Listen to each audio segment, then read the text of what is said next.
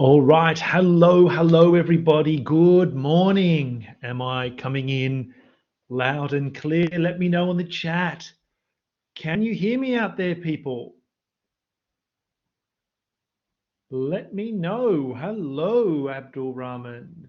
Thank you for your riddle. Hello, Junsheng, Kai, Wayun. Hello, Nicholas, Junsheng, and Naomi, Longxi. Hello. Good to see you all. Hello, Menglu. So don't forget, I believe the class test 2 opens up tomorrow, and it'll close sometime later this week. So hopefully you've had enough preparation for that. And in today's lecture, we're going to look at calculus and in particular, improper integrals. Now, I'm not talking about integrals behaving badly, but we're going to look at how we integrate on infinite intervals. So you might have an integral that looks like this.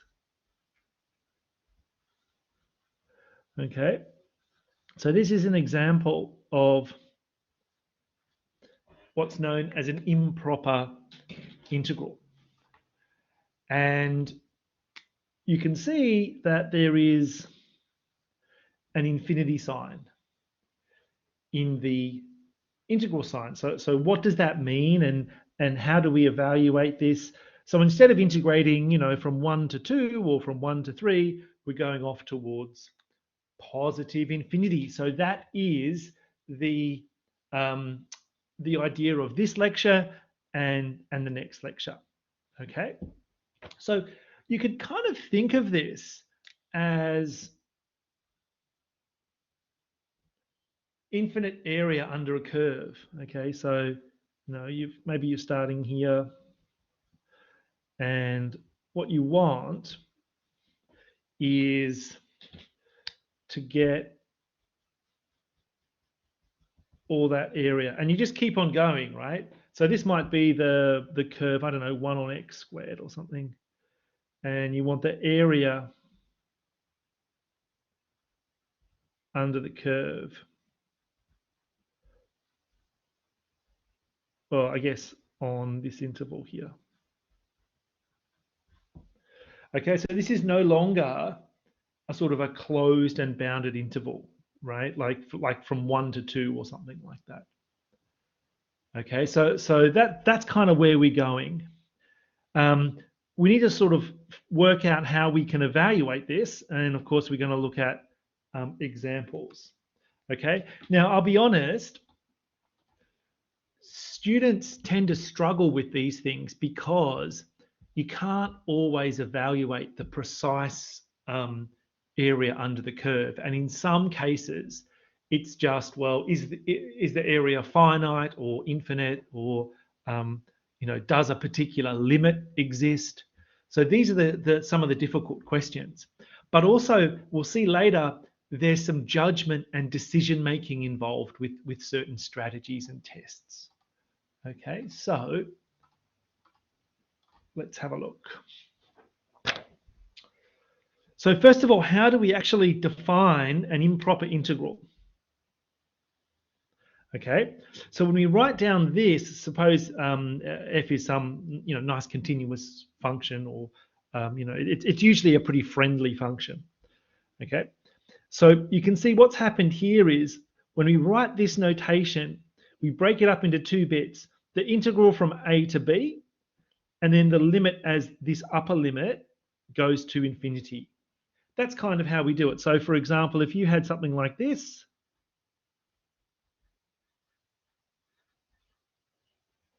we would mean the following.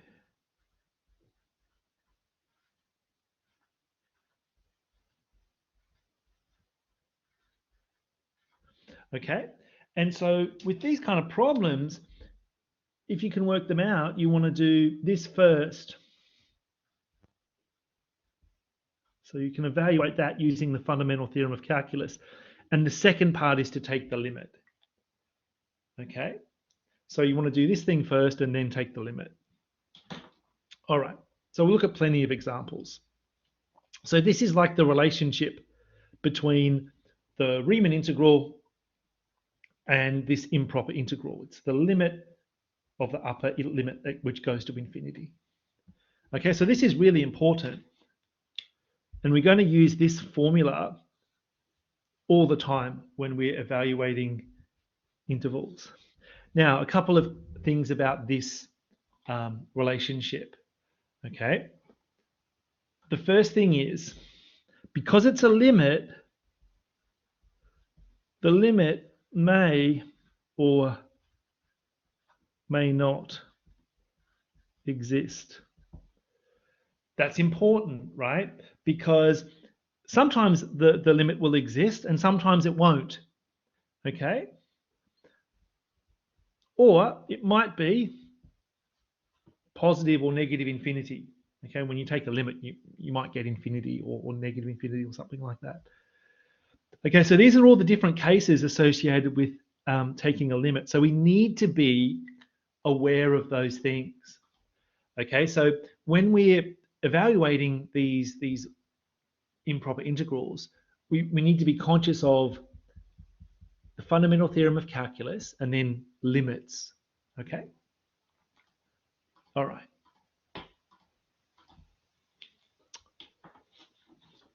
Okay, so like I said before, you can think of this in some cases as a sketch, right? So what we can do, we can say, all right, suppose I've got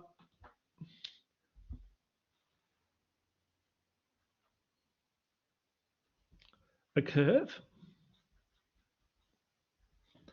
and I want to compute the area under this curve from A off to infinity. If we define the area under this curve from A to B and then let B go to infinity, that's essentially the same thing. Okay? And there's a couple of different cases here depending on whether or not this limit exists. Okay? So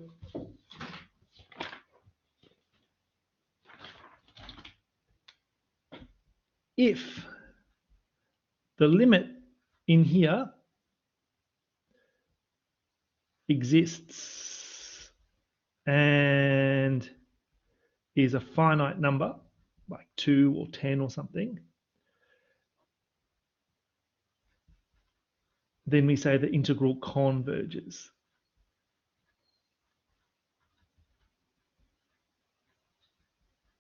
Okay? So this integral here. Now, otherwise, in the sense where if the limit in the star doesn't exist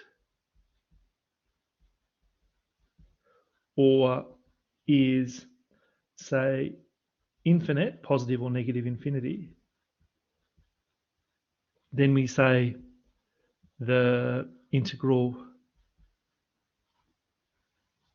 diverges.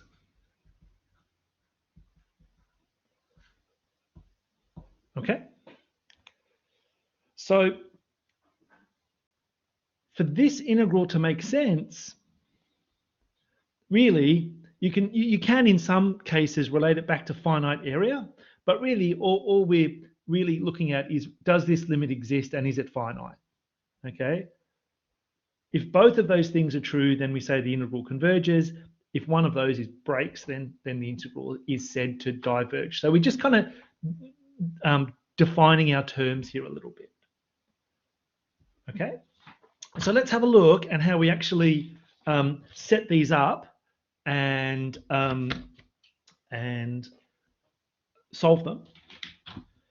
And in many cases, the integral in our function will be greater than or equal to 0, right? And it'll be a decreasing function usually, okay? Not always, but usually, okay? So these are some of the common kinds of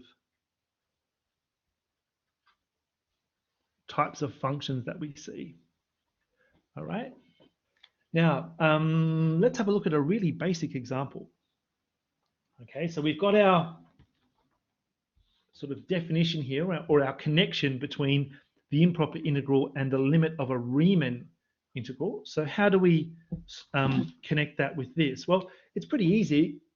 You just say, okay, well, the limit as the upper limit goes to infinity.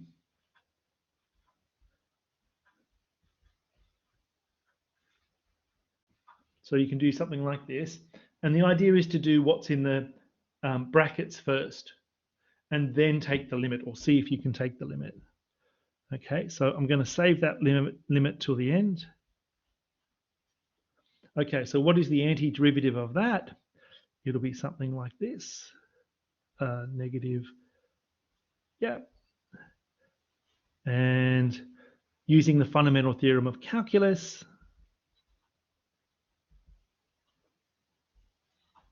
I can write it like that. Okay, I think that's correct. And so let's work out this, and then we'll take the limit.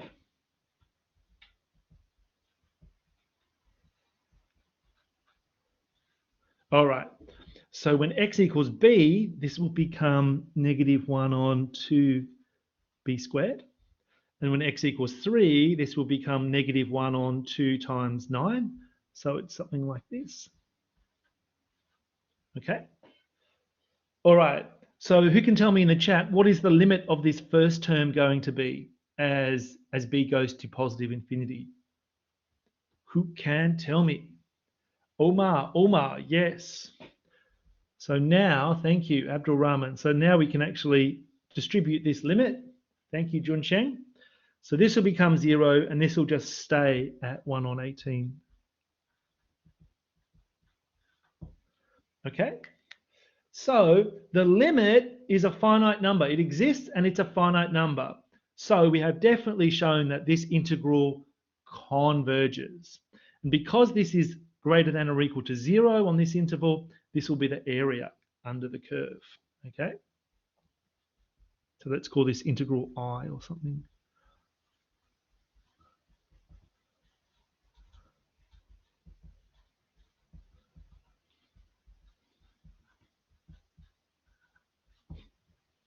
Okay, so if you draw a picture of 1 on x cubed and you looked at the area from 3 off to positive infinity under the curve, it would be 1 on 18 square units. How cool is that? Right, so you've got something that's infinite, right? You're integrating over an infinite interval. This area is 1 on 18 square units. So even though the interval's infinite, the area is finite. Mind blown. Okay, so even though you integrate over the half line or something like that, you can still get a finite answer. How good is that? Okay, does that seem surprising to you, or does it seem natural, or what do you think about that? That's pretty amazing stuff, right? Let me know in the chat. Okay, now we don't always have finite area. Let's look at another one where it's not the case.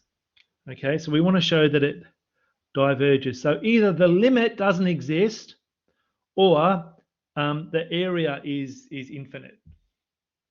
Okay, so let's have a look here and try this one. Okay, so 1 on x. Now that's kind of very similar to the previous one we did. This was 1 on x cubed, and this is 1 on x. Why should this diverge and this converge? Why should this be finite and this maybe not be finite? It seems a bit weird. Okay, let's investigate. So we would write this in the following way.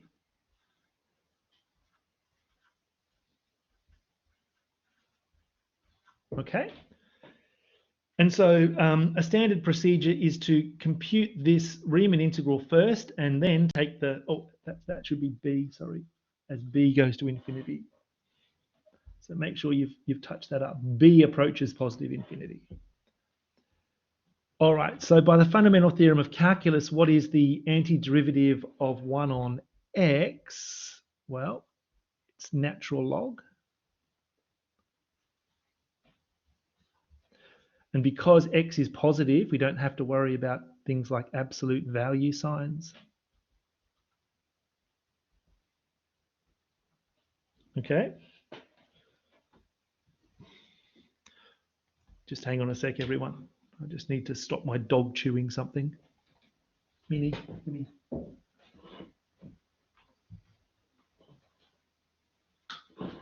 All right, back to business. Okay, so now let's apply the fundamental theorem of calculus, like we would put x equals b and x equals 1 here.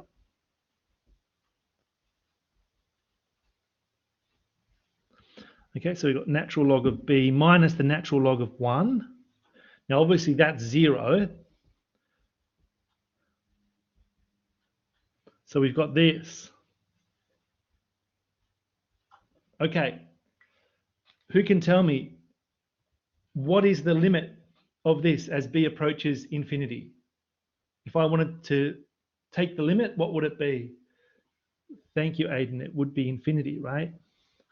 So what does this mean? The integral must diverge. There's an infinite number, the infinite amount of area under this curve between x equals 1 and x equals x tends to infinity. So let's call that I diverges to positive infinity. Okay, now that's weird because when we integrated this function, we didn't get this happening. We got a nice, a nice finite answer of 1 on 18. So there's obviously some sort of difference between this kind of function and this kind of function. Okay, and I'll tell you now, it's got to do with the power. This is 1 on x cubed, that's 1 on x to the power 1. Okay, so that's actually going to be an important element in our analysis. Okay, and it's contained on the next page. Okay, so this kind of integral is seen all the time. Okay, here we had p to the p equals 1. In the previous example, we had p equals 3. And depending on the value of p, we can tell whether this is going to converge or diverge. Okay, it's so important that we give it a name. Okay, it's not like what Olympic athletes do, but it's called the p test, right? So it's a useful test. You can use this test when you're looking at your assessments or in your tutorial problems. This is really important. Okay, that's what I'm trying to say.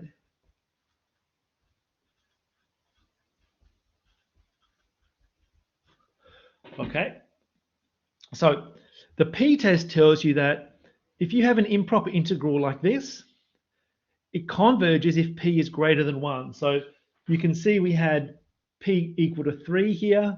That was greater than 1, and we found out that it converged, right? If p is less than or equal to 1, like we had here, p was equal to 1 here, then this type of integral diverges. Okay, so what you can do is you can say, all right, well, all I really need to do is look at the power and see, is it greater than 1 or less than or equal to 1? So, for example, if I had this kind of problem,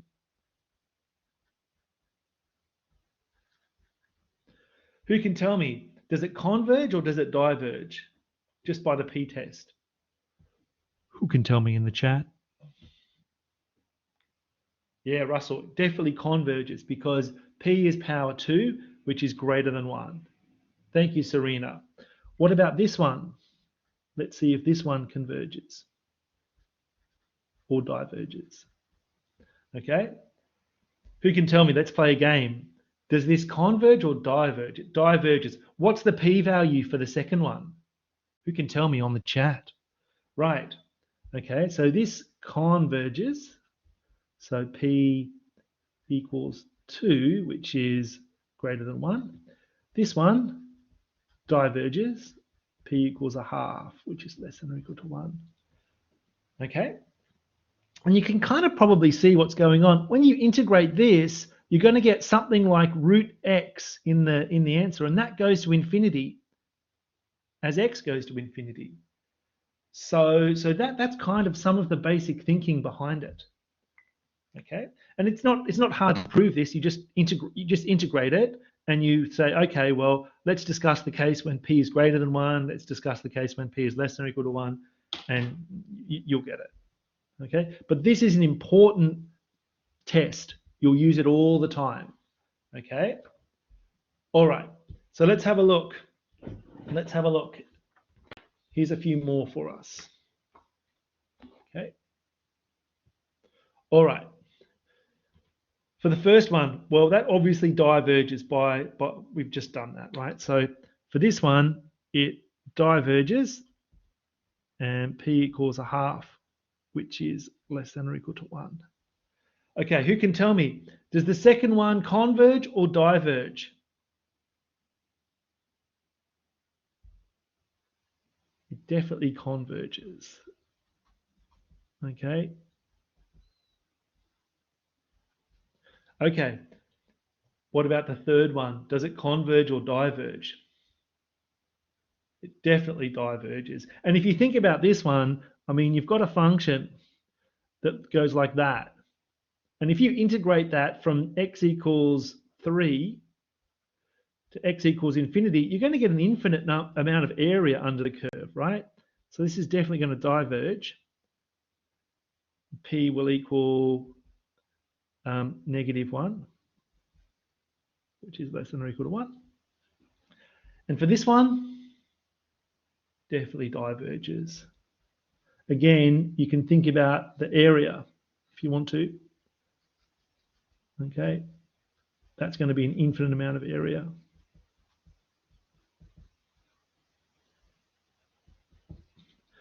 Okay, so what I'm trying to say that the p-test is super useful. Okay, and what it means is you don't have to do all these calculations. Okay, you can just say, right, p equals 1, that is less than or equal to 1, so this integral must diverge by the p-test. So how good is that? All right, so use the p-test widely, and it's really great. I would like, it's such a useful tool. Okay, so that's kind of the first part of this lecture, defining what an improper integral is in terms of Riemann integrals, defining convergence and divergence, and then the first test we've learned about is the p-test. Is there anything? So Chen, so that's a good question. Why is the p-value in the third one -1? Good question. Let's go back there. Okay. So here, oh, sorry, let me go back. So if p equals -1 here, the x will come to the top, right? That's just the algebra, just using the basic algebra and exponent and power laws. Okay. Because, yeah, understand, good. Okay. So, all right, so that's the first part, but sometimes a p-test isn't, you can't use it all the time because you get different kinds of functions. Okay, so here are a couple of other ones which don't have any relation to a p-test, right? Okay, this is a function that oscillates, it's not always positive. This one is always positive. So for this one, let's just unpack it, and we'll look at this second one separately. It's a really interesting example, the second one, right? So let's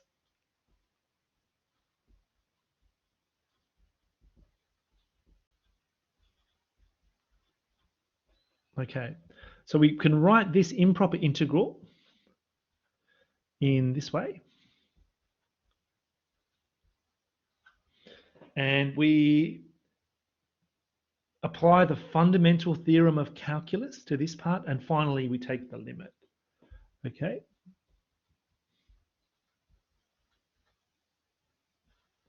All right, so if we integrate this, I'll get something like this. This is going to be an antiderivative.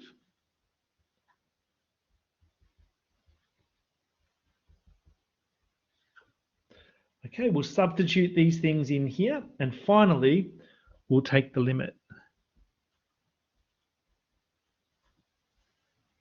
Okay, so yeah.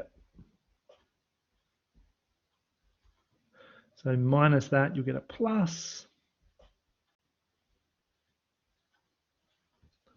Okay.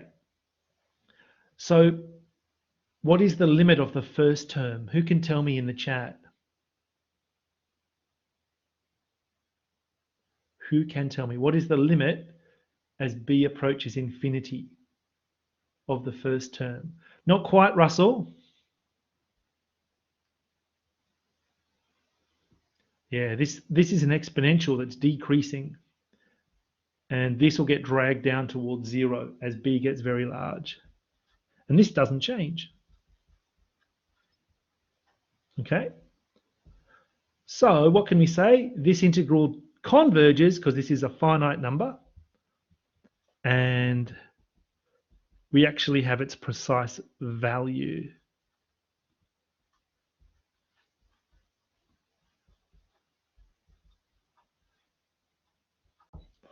Okay? So you'll notice in the previous examples, we actually just wanted to know if these things diverged or converged. We're not interested in the precise value. And that's something that we can sometimes work out. Negative 3. Hang on. I've left off the negative sign. How's that? That's right. Thanks, everyone. Thanks, Farhan. Here and here, we could work out the actual precise value of the integral, okay? But we're not always concerned with that. And in fact, some of these integrals are so hard that it's impossible to work out the precise value of the integral. We just want to know, is it finite? And if not, well, that's okay too, right? So, but we want to know. That's the main question. Because if it's finite, then we can do things with it, right? All right, what about this one?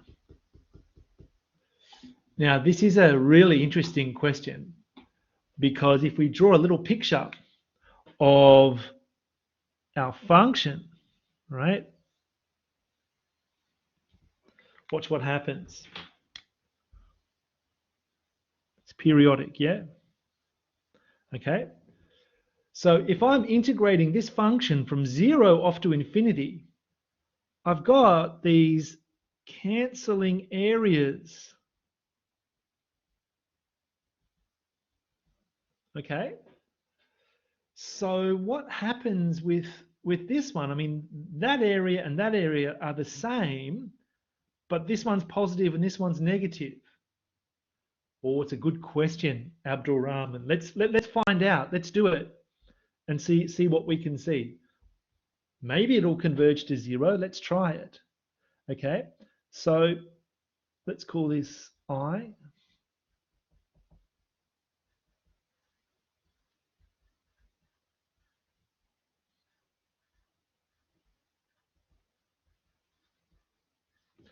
Okay, we integrate sine x or find the antiderivative. It's going to become negative cosine x.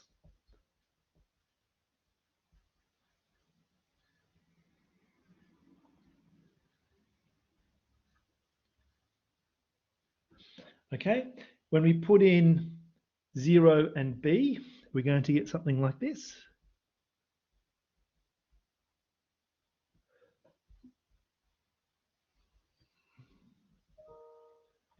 Yeah. And now who can tell me what is this limit as b approaches infinity of negative cosine b? It's a bit of a trick question. Does this limit even exist? Now we're getting into the deep questions. Farhan says it does not exist, and you're absolutely correct.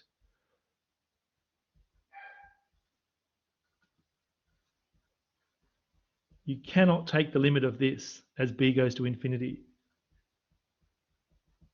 So, unfortunately, Abdul Rahman, the areas don't cancel each other out in the sense that this, it's not zero, the actual limit does not exist. So I diverges, this improper integral. So that's another way that an improper integral can diverge. Okay? Pretty crazy, right? That's pretty crazy. But that's a sort of, it's an interesting example, but you'll see more kind of questions that are based around the p-test and you know, 1 on x squared, 1 on x, 1 on root x, those sorts of things. Okay? So that's a good example to know involving sine of x, but it's probably not a common example in this course, but I thought I should discuss it anyway. All right, so that is well, Omar, no, not really. It does well. It looks like it makes sense if you have a finite number of things, right? So if I chop it off there, of course the area is zero. If I chop it off there, of course it's zero. But graphically, when b goes to infinity, well, you don't know what's happening, right? So I take your point. It's kind of deceptive. It's a deceptive feeling, right? It's a deceptive look. So that's sort of the entry level stuff for these improper integrals, right? So I wanted to show you something slightly more complicated when you're looking at these kinds of expressions, okay? So it comes down to, is this finite or not? Okay, maybe the limit doesn't exist. What we're trying to do is to determine that about this thing, okay? So sometimes we use a different kind of test. Sometimes a p-test isn't useful at all, okay? So this is a different test. A different test. Okay, a p-test can do great things, but if you have something like this, a p-test isn't going to be super useful, right? We had to do this the long way. Same with this. Okay, so the main question driving the comparison test is an improper integral finite or not? Okay. So what we're going to do is see if the area under the curve is finite for these sort of functions, right? So suppose you've got an inequality like this. F and g are two functions. What the comparison test says, if the integral of g is finite, right, if it converges, then the smaller integral has also got to converge, right? If the smaller integral goes off to, say, positive infinity, then the bigger one has to also go off to positive infinity. So you get something like this.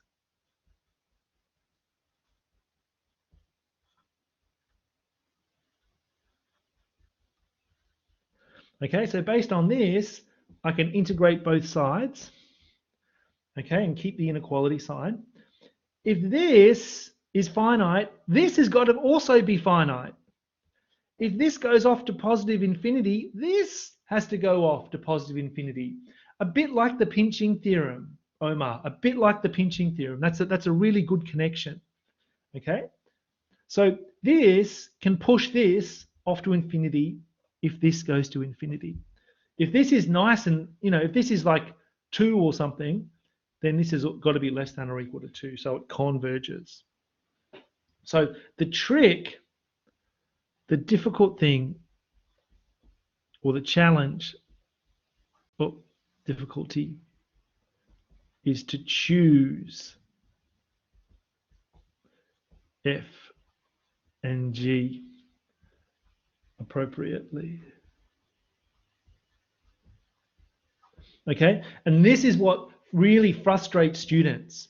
Okay, students go, okay, I know, have some idea of what to do, but I don't know how to choose these functions to help me. Okay, so that's part of the strategy. You need to make conscious choices or smart decisions. Okay, so let's have a look at the following and see if we can um, do an example. And there's a little hint down here. In many cases, it is helpful to compare your given integral with a p integral, right? So remember, a p integral is something like this. Okay. So maybe f of x or g of x is of the form 1 on x to the p. Okay, so how does it work? This is quite theoretical, but let's see it in action.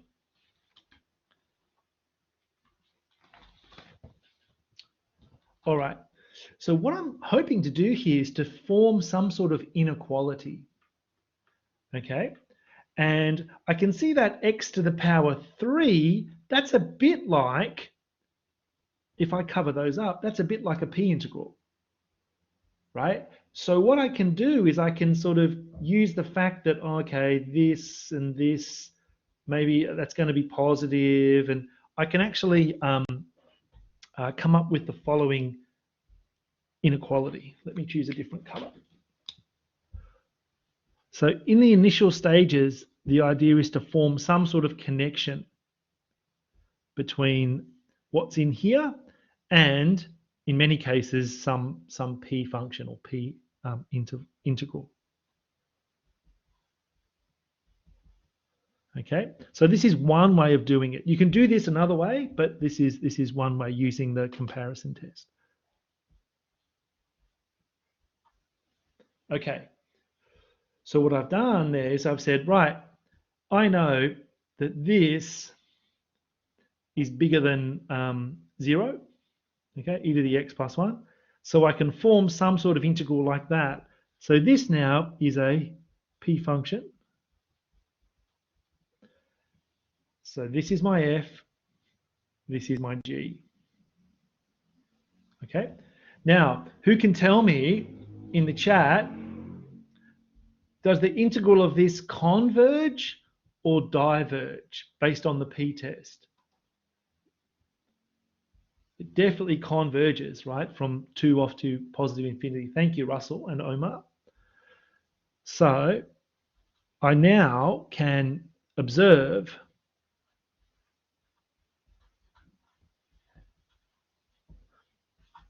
this integral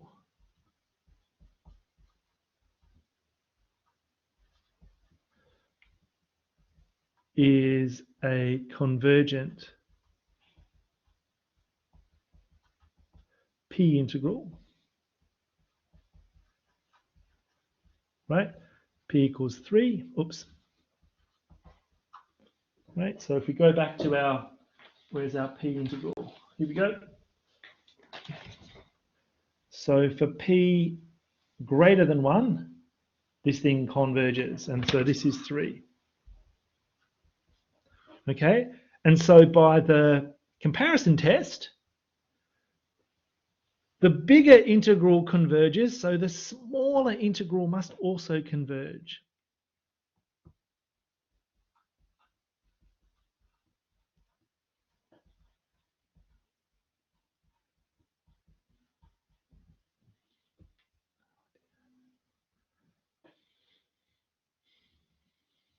So let's call this I.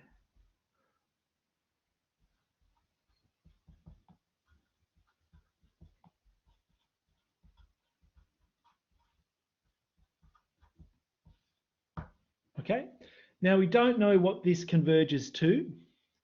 It would be pretty difficult, I think, to integrate that straight out like we did over here and then get a precise value. But we don't care, that we're not asked to do that in this question, and sometimes it's impossible anyway.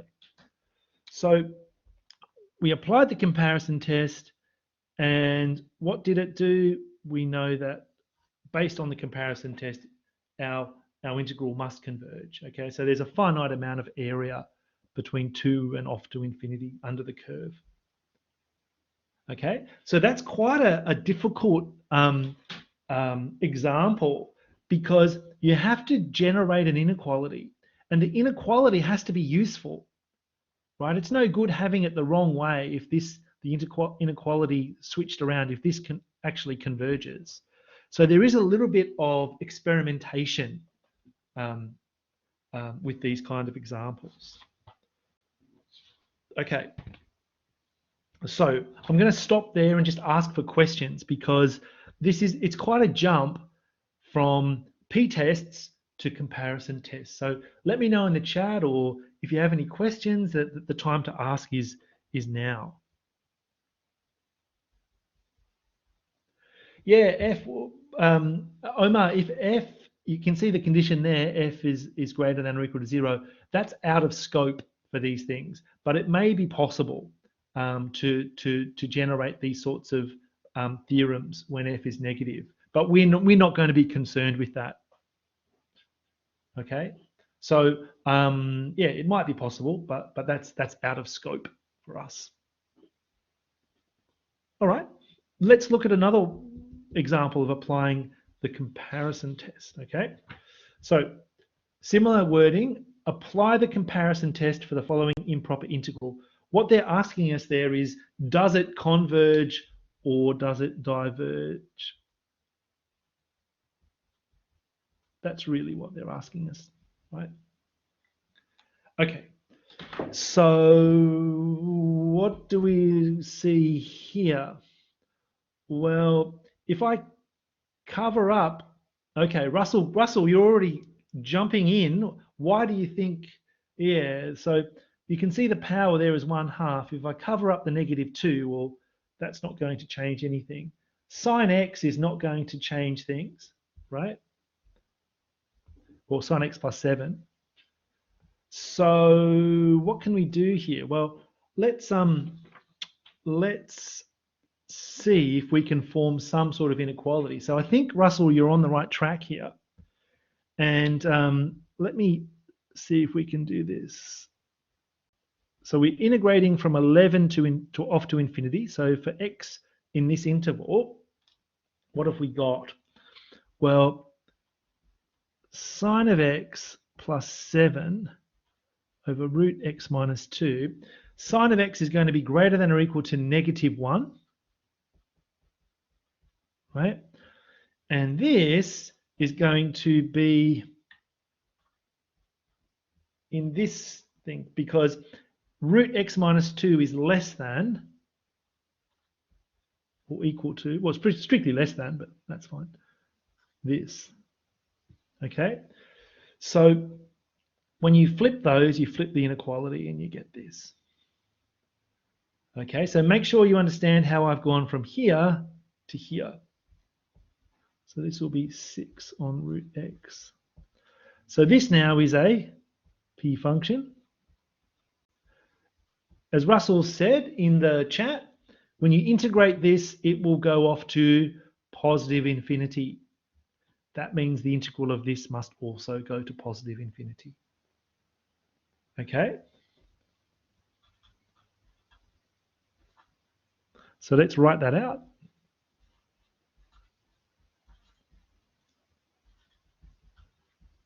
It's a divergent p integral. So p equals 1/2, which is less than or equal to 1. And so by the comparison test,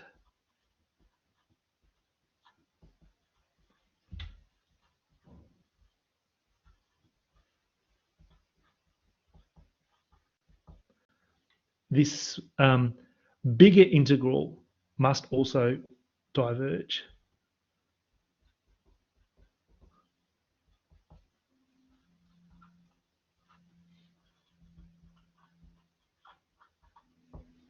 Okay.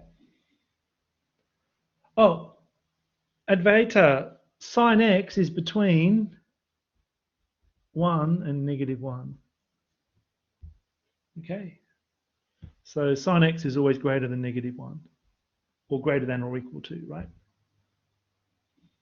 Okay, so there's a couple of things here that we've relied on. Does that make sense? Yeah, yes. So that's a good question. Let me just grab the test again. In this example, right, this would be, we would choose this function to be our g function, and this would be our f. Okay? So in this interpretation, when we're showing divergence, this is the f and this is the g. In the previous example, we would switch those choices around. This would be our f and this would be our g. So we're switching them around, Omar. Okay? Because we can choose, we can label these functions f or g. It doesn't matter. Right? So we just want some flexibility. It is nice, isn't it? Yeah. Okay. Students sometimes have a hard time with it because they always think the given thing is f, but no, well, not if we want it to be, you know, to diverge. All right. Okay, so I hope you're getting the gist of it now. It's up to you to, you know, label f and g appropriately depending on what you want to do, and then obviously construct these useful comparison functions, right? Why is it called the comparison test? Because you're comparing things. You're comparing two functions via an inequality. Okay. All right. Let's level up. Okay. Let's have a look at this one. Who can tell me, just as a guess or an educated guess, do you think this integral will converge or diverge? Okay, Russell says diverge. Nicholas, diverge. Omar, diverge. I think you're right, because if you cover that up, it's a p integral with p equals 1, right? But they're asking us to apply the comparison test. So what we can do is say, right, x minus 2 is less than or equal to x, and so 1 on x is going to be, this is for x greater than 3.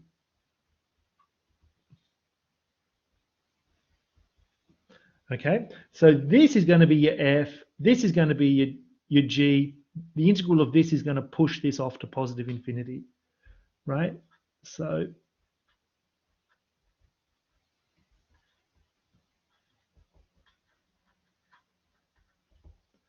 okay, so the integral of this pushes the integral of this into,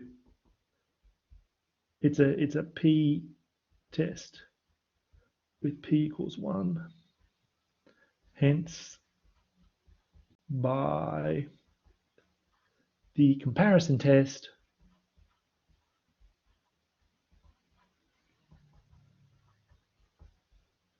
I diverges. Okay, and it will diverge to positive infinity. All right, we've got 1 minute left, and I know you've had a long session today. So what about this one? Okay. Do people think this J integral converges or diverges? Okay, Russell says converges. Does anybody else want to have a guess?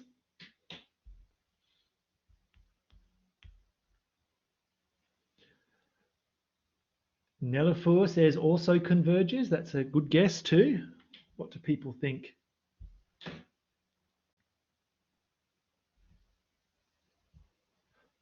Well, this is difficult because it's really hard to apply the comparison theorem.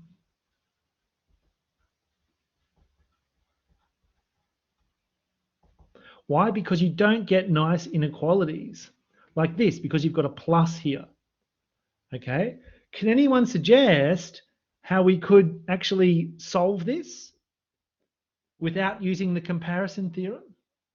It looks like it's going to be a p integral, right?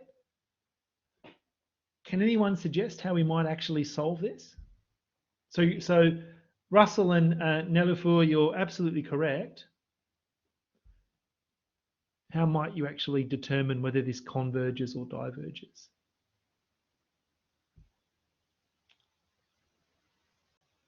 Well, one suggestion is to integrate. You're going to have tan inverse. So just integrate directly.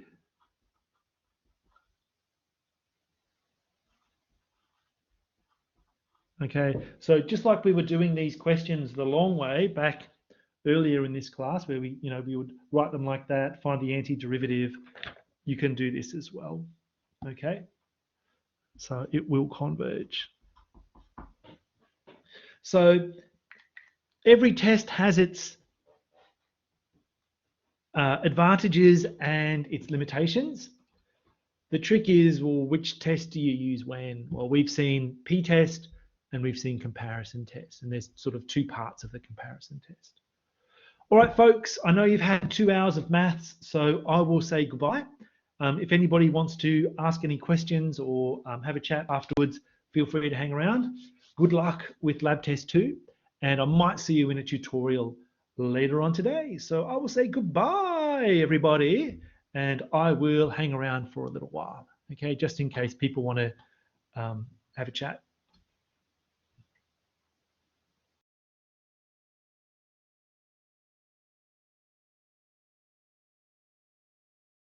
All right, thanks, everybody. See you.